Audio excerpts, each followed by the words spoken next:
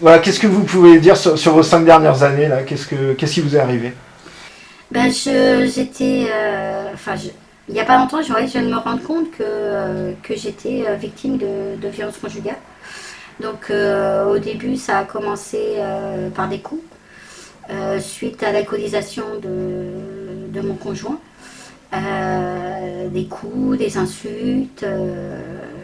Et après, bon, c'était pendant des petites périodes, hein, dès que monsieur s'énervait. Et après, au fur et à mesure des années, c'est devenu plus régulier. Et c'est devenu un harcèlement mental. Et j'en étais arrivée à plus savoir quoi penser, à plus savoir quoi dire. Dès qu'il me posait une question, j'étais obligée de réfléchir sur la question pour que ma réponse ne le mette pas dans un état de colère, puisque c'était les colères qui déclenchaient son alcoolisation et qui déclenchaient des violences physiques, verbales et mentales. Vous n'étiez plus en capacité de penser par vous-même et d'exister même par vous-même. Voilà, c'est-à-dire qu'au début, quand je donnais vraiment mon propre opinion et que ça ne lui convenait pas, ça me mettait en colère, puisque j'étais pas, je disais pas ce que lui avait envie d'entendre, ou j'étais pas d'accord sur ce que lui il avait décidé de faire. Donc du coup, oui, j'étais obligée de réfléchir à ce que j'allais dire, la manière dont j'allais dire pour que ne pas déclencher ces colères.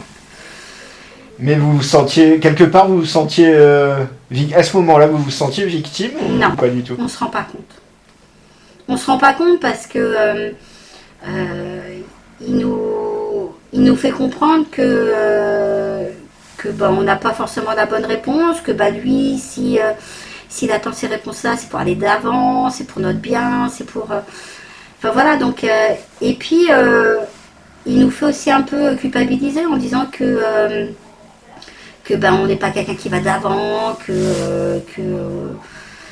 qu'on réfléchit pas, que ce serait mieux ceci ou ce serait mieux cela. Enfin, c'est un peu difficile un peu à expliquer, mais c'est que oui, on en perd sa personnalité et on sait plus quoi dire, on sait plus même ce dont on a envie. Alors c'est vrai qu'il y a des moments,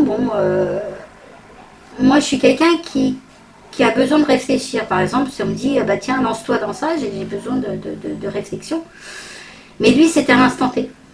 Donc voilà. Donc à un moment, c'est sûr que quand on n'a pas du tout les deux mêmes caractères, à un moment, ça bloque. Il n'y a pas. Enfin, moi, je pouvais pas. Si lui, il avait décidé en se levant le matin de partir à tel endroit, pour moi, il fallait qu'il y ait un cheminement dans ma tête et il fallait que je réfléchisse à beaucoup de choses. Et donc au début, je réfléchissais à tout ça et malheureusement, quand je donnais pas la bonne réponse, ça enclenchait sa colère et puis des insultes et puis l'alcoolisation et tout ça, quoi. Donc c'est un cheminement. Au début, on se rend pas compte. Au début, on se rend pas compte parce qu'on culpabilise. On dit que ça vient de nous. Parce que la personne aussi vous fait comprendre que c'est vous qui n'avez pas les bons jugements, c'est vous qui réfléchissez pas bien, que c'est vous qui n'êtes pas dans la bonne démarche.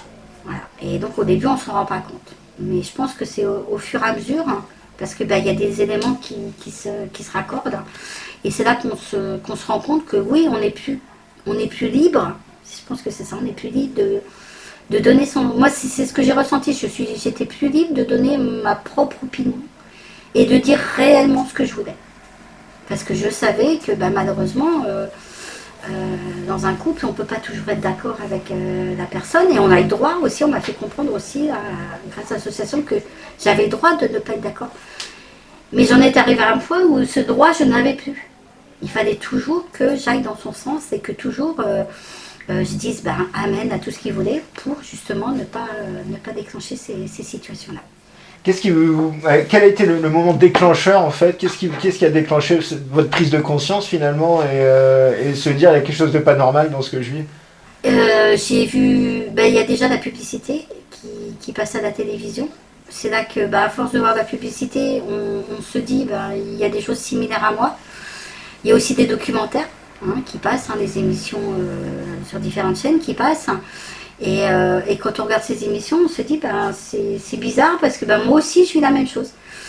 Et à force de voir bah, ces émissions, de voir des trucs sur Internet, de voir la publicité et tout ça, on commence à prendre conscience, même si on ne s'avoue pas, hein, parce que c'est très très difficile de se dire qu'on est victime de violence conjugale, parce que c'est exactement le terme. Même encore maintenant, j'ai encore du mal à dire à quelqu'un, à mon médecin ou à qui que ce soit, je suis victime de... Voilà, pour moi c'est quelque chose de tabou. Et très difficile à dire parce qu'on culpabilise beaucoup, parce que on pense que ça cause de soi. Mais c'est vrai que voilà, d'avoir vu ces documentaires, d'avoir vu cette publicité, au fur et à mesure, on se dit, ça c'est bizarre, je suis dans ce cas de figure, Et c'est là où ça nous permet d'ouvrir les yeux. Et même, si j'ose dire, de façon très terre à terre, finalement, ça a été aussi très compliqué de tirer la sonnette d'alarme parce qu'il y avait un contrôle permanent, c'est ça, notamment du téléphone.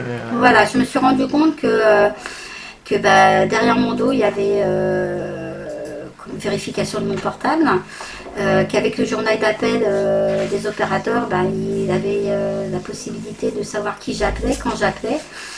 Que ce soit des appels téléphoniques, que ce soit des SMS, avec les factures détaillées. Malheureusement, il avait accès à ça. Et ça, je ne savais pas. Et ça a été cet élément, oui, qui a été un peu déclencheur. Parce que là, je me suis sentie plus libre. Parce que je me sentais... bon, déjà, j'ai été pas mal surveillée. Parce que dès que j'allais quelque part, il fallait que je téléphone quand je partais, quand je revenais, pendant... Enfin, voilà, il y avait des appels... il me disait, oh, t'as mis beaucoup de temps pour faire ça, ou enfin voilà. Et c'est là où je me suis rendu compte que oui, j'avais perdu ma liberté. J'avais vraiment perdu ma liberté. Alors, au début, c'était moi, forcément, comme j'étais pas bien, j'avais pas forcément envie de faire les choses. Mais dès que j'ai eu envie de faire les choses, là, je me suis rendu compte que oui, ma liberté était prise.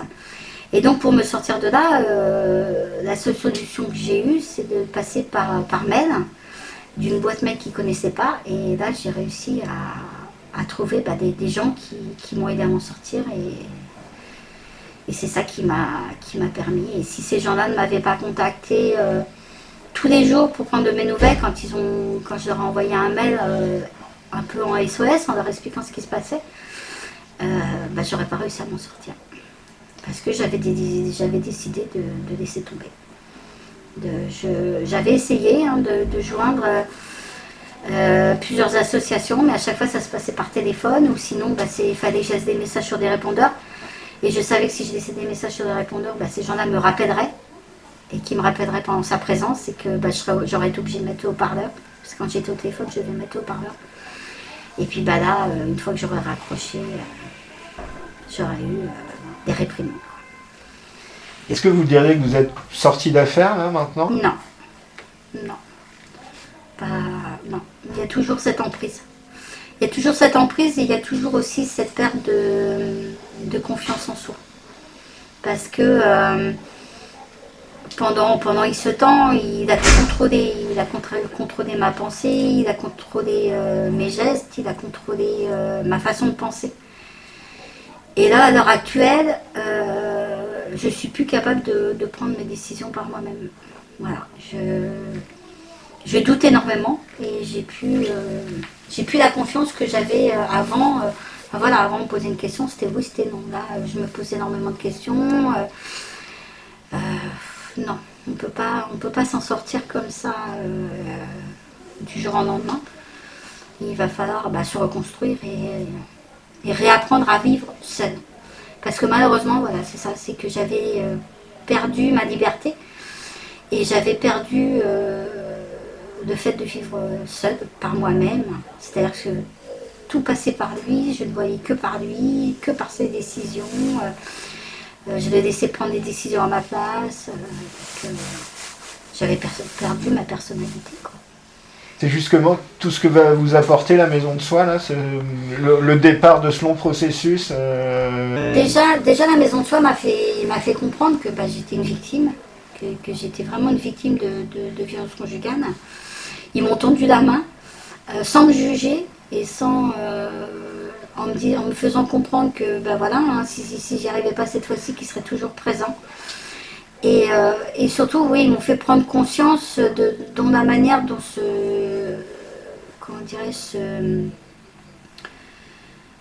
comment ils actionnaient, ouais, c'est une explication, voilà, comment, le processus. Voilà, c'est le terme que je cherchais, c'est le processus. Parce que malheureusement, oui, je me dis, je suis tombée dans un processus, c'est lui qui tirait les ficelles, c'est lui qui, qui manageait tout ça, quoi. Et moi, j'étais vraiment, oui, plus libre de rien. Et la maison de soi, oui, nous permet d'ouvrir les yeux. Elle est très présente, mais sans nous juger. Et en nous faisant comprendre que ce qu'on a vécu, ben voilà, c'est vraiment de la violence conjugale et que ben, c'est pas nous qui sommes les responsables. Parce que ben, en tant que victime, on culpabilise beaucoup. Parce que moi, c'est ce que je me disais. Je me disais, ben, c'est parce que je fais pas bien les choses, donc ça m'énerve. Et donc la prochaine fois, je ferai un petit peu plus attention. Et enfin voilà. Donc on culpabilise beaucoup et il nous aide. Il nous aide sur ça. Mais c'est vrai que sans ces personnes-là, malheureusement, ouais, on aurait du mal à s'en sortir. Finalement, accepter qu'on est une victime, c'est vraiment la première étape sur la reconstruction. Se dire qu'on est vraiment victime de violence conjugale, c'est la première étape. Et tant qu'on n'en est pas conscient, on y retournera. On y retournera. Et ce qu'il faut savoir, c'est que dans la violence conjugale, il n'y a pas que la violence physique. Et moi, au départ, je pensais que c'était voilà, que la violence physique. Et comme moi, quand il me frappait, ben, il me frappait à des endroits où ça ne laissait pas de traces. Donc pour moi, j'étais pas victime de violence conjugale. Même si j'ai pris des coups, hein, c'était souvent à certains endroits où ça ne laissait pas de traces.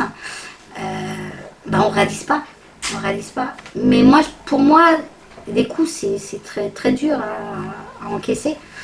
Mais c'est plus la violence psychologique et mentale qui est très très difficile. Je pense, pour moi, elle est plus difficile que les coups. Et pourtant, les coups, c'est quelqu'un qui est en colère et quelqu'un qui est violent, les coups sont assez forts. Mais pour moi, on se remet plus facilement d'un coup, d'un bleu, que des violences, des insultes, et surtout des insultes qui font mal, qui blessent. Et on finit surtout par y croire. On finit par y croire parce qu'ils nous descendent. Enfin voilà, on nous fait passer pour des moins que rien, des incapables. Ce qu'on n'est pas, hein, parce qu'on est quand même des êtres humains, on est quand même capable de choses. Mais voilà, on entend tellement régulièrement qu'on finit par s'en convaincre.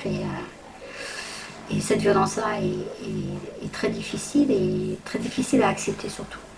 Surtout. Parce que quand on se dit, bah, j'étais pas comme ça avant, pourquoi je suis devenue comme ça?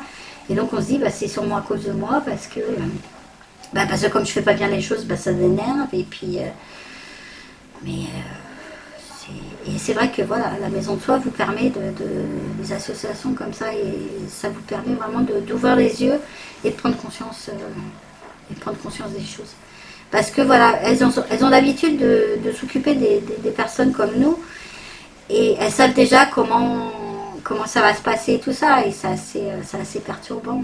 Et c'est là où on se dit, le fait qu'elles le sachent, c'est que c'est vraiment ça, et que ça s'est vraiment produit, et que malheureusement, ben voilà, il y a pas mal de personnes, que ce soit hommes ou femmes, qui sont dans cette situation. Et c'est comme ça qu'on commence à ouvrir les yeux. Mais non, on a du mal, on a énormément de mal à réaliser on est victime, quoi. On est victime. Parce que, ouais, ils ont tellement l'art et la manière de dire des choses, et on finit par s'en convaincre.